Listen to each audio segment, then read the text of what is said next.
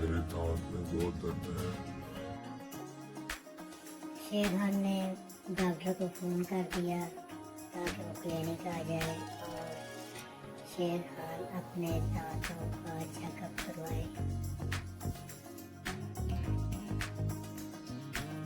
Doctor अपने clinic पहुंच गया और शेर खान भी वहां आ गया और अपनी प्रॉब्लम डॉक्टर को बताई।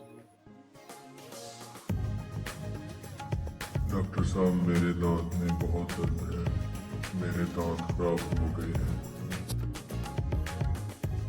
आप ब्रश नहीं करते इसलिए आपके दांत खराब होंगे।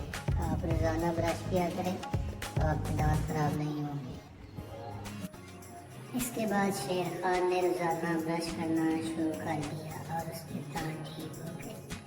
और ब्रश करने के साथ साथ सुबह सैर भी करता, दौड़ भी लगाता, जिम भी जाता।